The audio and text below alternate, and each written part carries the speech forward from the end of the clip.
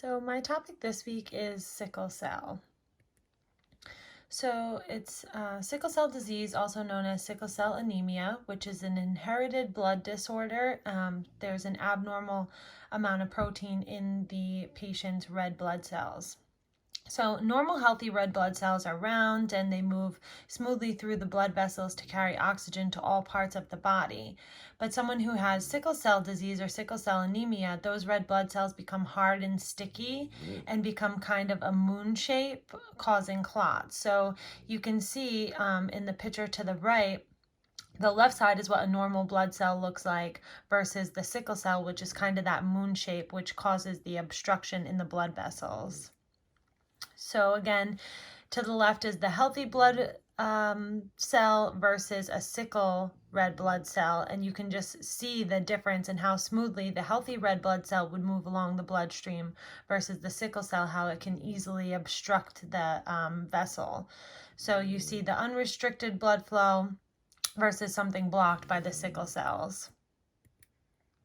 So symptoms of someone who has sickle cell disease, they're going to have pain in the joints, they're going to have some sudden chest pain, they're going to be dizzy, they're going to be very tired, have low oxygen in the blood, they're going to have the swelling of the hands and feet, they're going to have some shortness of breath, they're going to have that jaundice, so the yellowing of the eyes and the skin.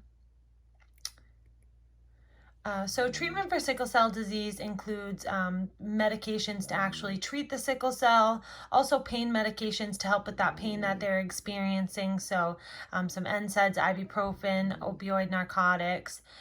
They would also do a blood transfusion, and then last resort being a bone marrow transplant.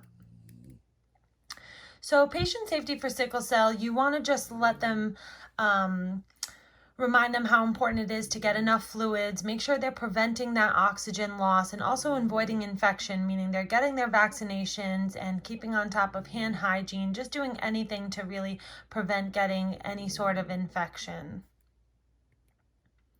So for this patient-nurse situation, for the ADPI, again, the patient would assess very fatigue, be in pain, distress, have shortness of breath, swelling of their hands and feet. They're going to have jaundice, that yellowing. Diagnosis for someone with sickle cell disease would be acute pain related to that intravascular sickling. So planning for this, we would want to manage and monitor the pain. Also discuss any alternative pain relief measures that the patient can do, such as yoga, guided imagery. So implementing this, we would want to do the vital signs every 4 hours and really making sure we're doing like an in-depth check on their pain. So assessing the duration, the intensity, the location, do like a 0 to 10 pain scale.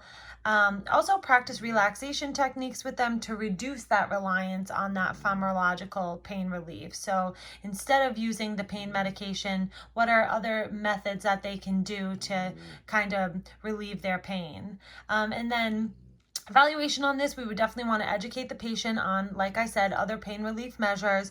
Make sure the patient verbalizes that their relief of pain that they're experiencing, and also make sure that the patient is able to sleep appropriately and that the pain is not getting in the way of their daily life. Thank you.